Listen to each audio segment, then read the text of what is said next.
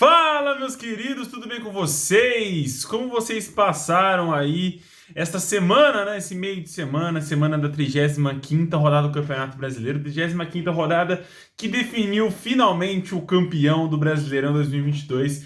Campeão que já era muito esperado, né, por muita gente, que já estava praticamente encaminhado esse título, né, para finalmente coroar uma campanha sólida, uma campanha inegável, né, do Palmeiras nessa edição do Campeonato Brasileiro, um título que está em boas mãos nessa edição.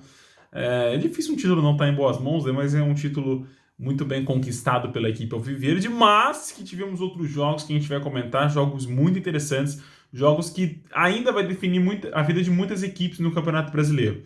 Começando na segunda-feira, com o jogo entre Ceará e Fluminense lá no Castelão, em Fortaleza, né, no Ceará, no Nordeste brasileiro, no qual o Ceará perdeu em casa com o gol do Cano aos 71 minutos do segundo tempo.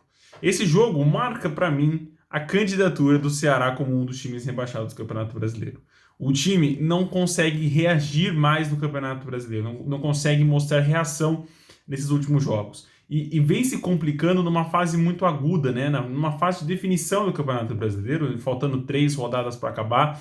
É difícil um time encontrar ânimo para sair dessa posição que o Ceará está, muito por conta de como os dois adversários na rodada desempenharam seu papel, né? A gente está falando do Cuiabá vencendo fora de casa o Botafogo e o Curitiba também vencendo a equipe do Juventude fora de casa.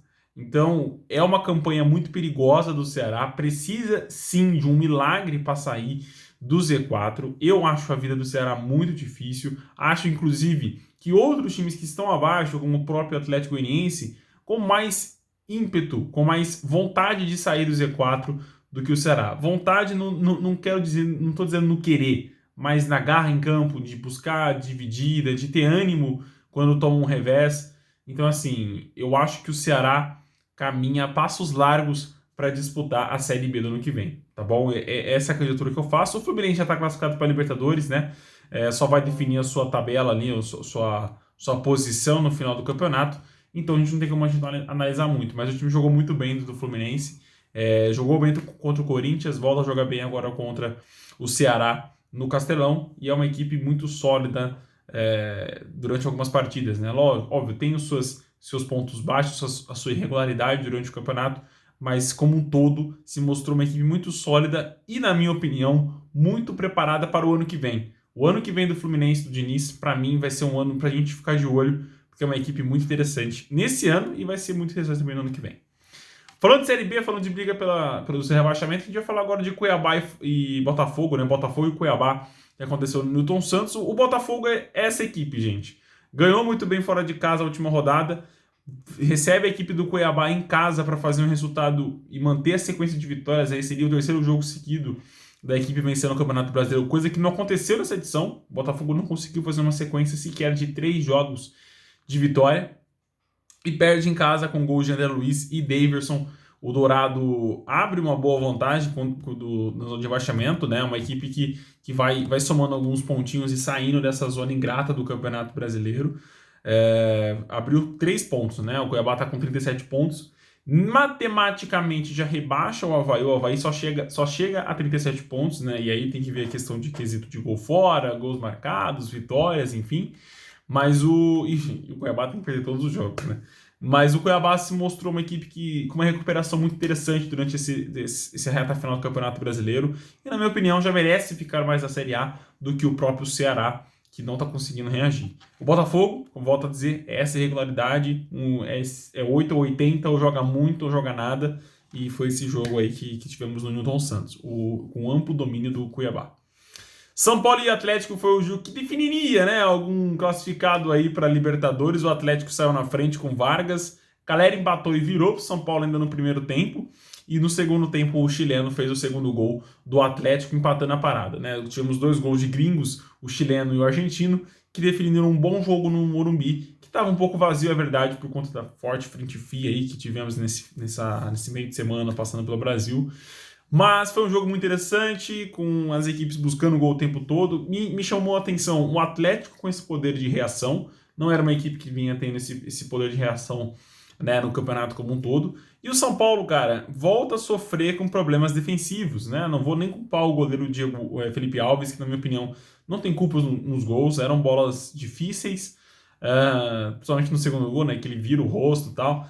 Mas o São Paulo vem pecando demais a defesa e não é desse ano, né? Já vai fazer de muitos anos atrás que o São Paulo não consegue firmar uma solidez defensiva, coisa que ficou marcada nos grandes times do São Paulo, em 2005, com a zaga com o Ed Carlos e os zagueiros do São Paulo, né? 2005, 6 e 7, que foram os zagueiros campeões aí pelo São Paulo, com Miranda, o próprio André Luiz. Então é um time que vem marcando, e o próprio Rogério Ceni no gol, né?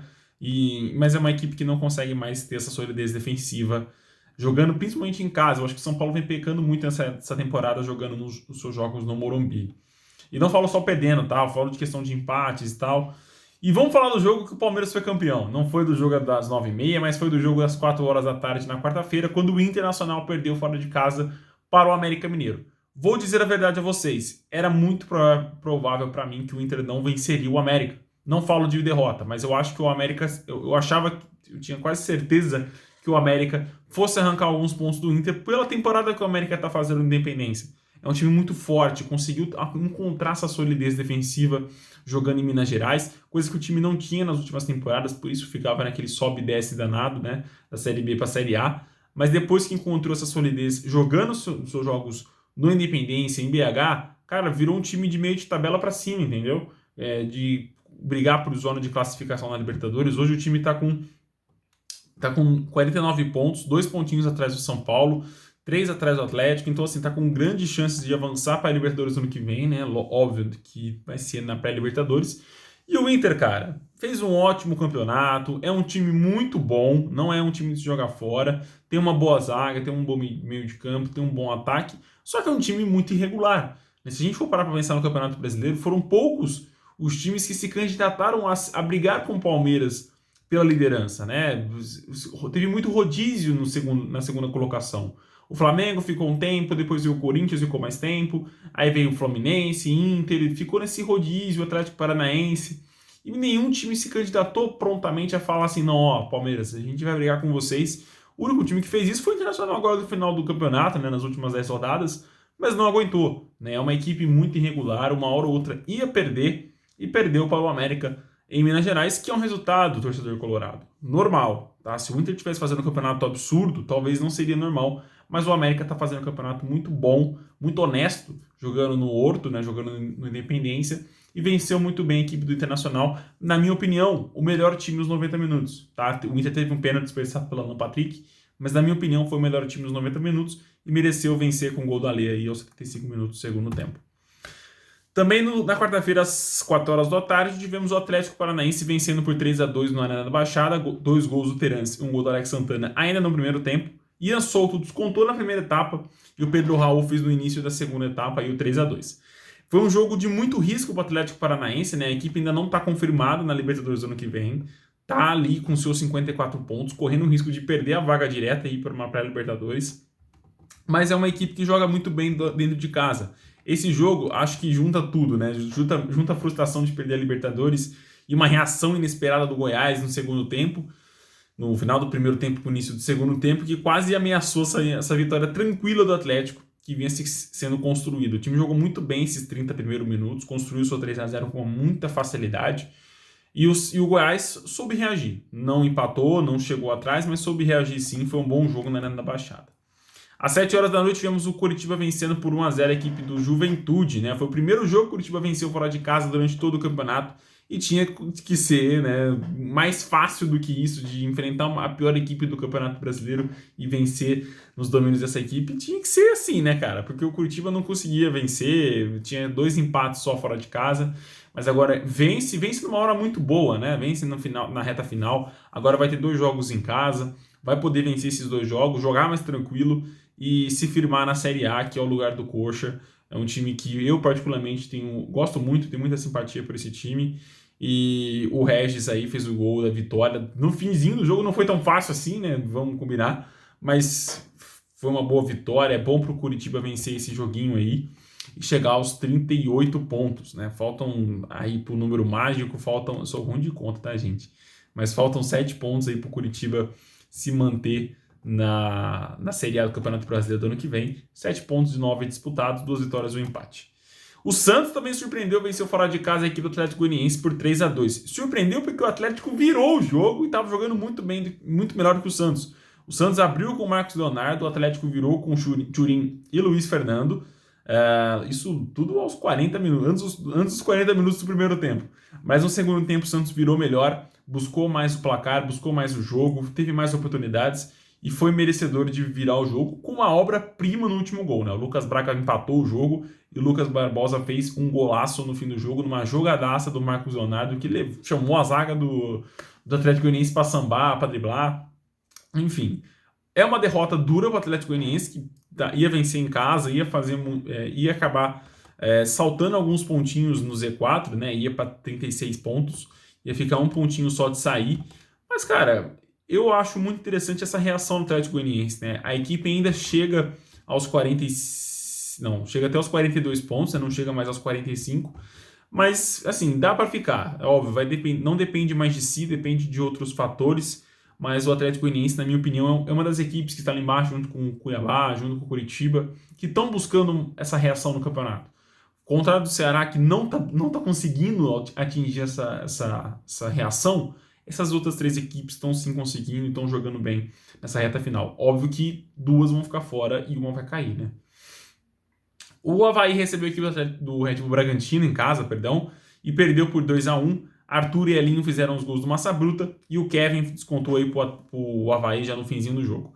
Cara, é o jogo que, na minha opinião, decreta o rebaixamento do Avaí, né? É muito difícil a equipe vencer os próximos 3 jogos, principalmente enfrentando o Ceará. Não vou me recordar agora se é na próxima ou na outra rodada, mas vai enfrentar o Ceará nesses 3 jogos. E, assim, merece, né? Infelizmente, a gente tem que falar desse jeito, porque o time não fez um campeonato decente para sair do Z4, né? Uma vez que entrou ali, tava brigando ali no meio, um pouco para cima da tabela, mas uma vez que entrou no Z4, ficou e não saiu mais. É uma equipe que brigou já por não cair no seu estadual, não conseguiu classificar para o mata-mata do próprio estadual, da Copa do Brasil. Então é uma equipe que vem fazendo uma temporada muito abaixo, né? E uma boa vitória do Red Bull fora de casa, que é para permanecer na Série A também, uma equipe que estava correndo certo risco. Quem carimbou o passaporte para a Libertadores foi o Corinthians, vencendo a equipe do Flamengo no Maracanã, com o gol do Duqueiroz e Yuri Alberto no finzinho. E Matheus França descontou aí pro Mengão. Cara, foi um bom jogo do Corinthians, acho que foi um jogo tranquilo, assim, de questão... Não teve tanta pressão para vencer esse jogo. Acho que o Corinthians, uma hora ou outra, ia estar carimbando a sua vaga para a Libertadores. E fez isso jogando no Maracanã contra o Flamengo, né? Acho que foi uma certa vingancinha aí de questão que aconteceu na Copa do Brasil. Mas o Flamengo estava em clima de festa, curtindo, enfim. Acho que não é um jogo para parâmetros, né? De analisar o time do Corinthians para o ano que vem ou analisar a questão do Flamengo para esse restante do campeonato. Acho que é um jogo passável, assim, não muda em nada a questão de briga das 2 equipes no Campeonato Brasileiro. O Palmeiras, né, foi o último jogo que a gente vai comentar aqui. O Palmeiras venceu por 4-0 a equipe do Fortaleza e definitivamente, né, finalmente se declarou Endeca campeão brasileiro de 2022, conquistando 11 vezes até o Campeonato Brasileiro. O Palmeiras venceu muito bem a equipe do Fortaleza, com 2 gols do Rony, um gol do Dudu e mais um gol do Endrick, o garoto aí de 16 anos que vem entrando muito bem nesse time do Palmeiras. Uma boa vitória, eu acho que essa vitória faz até uma poesia assim, com como foi a temporada do Palmeiras no Brasileirão específico. Acho que de todos os campeonatos o Palmeiras não teve um campeonato que ele foi muito mal, acho que perdeu para o São Paulo de uma forma muito digna, jogando bem o segundo jogo, perdeu para o Atlético Paranaense na semifinal na Libertadores, também jogando bem o segundo jogo, óbvio, com alguns erros, principalmente psicológico, né, de questão de nervosismo, mas no Campeonato Brasileiro foi o campeonato mais regular do Palmeiras nesse ano, além do Paulistão, que também acabou conquistando. Mas é uma equipe muito sólida, uma equipe muito madura, uma equipe com inteligência muito avançada, se comparado aos seus rivais do Campeonato Brasileiro. É uma equipe que vence esse Campeonato Brasileiro e se coloca à disposição de brigar pelo título ano que vem também. Então, parabéns ao Palmeiras, parabéns ao técnico Abel Ferreira e todos os seus comandados por esse título que coroa não só essa temporada, mas uma gestão muito bem feita pela equipe do Palmeiras. Não vou falar de nomes de presidente, porque já passaram 3 durante essa gestão e só foi melhorando. É isso, meus queridos. Um abração, fiquem com Deus e até o próximo vídeo. Tchau, tchau.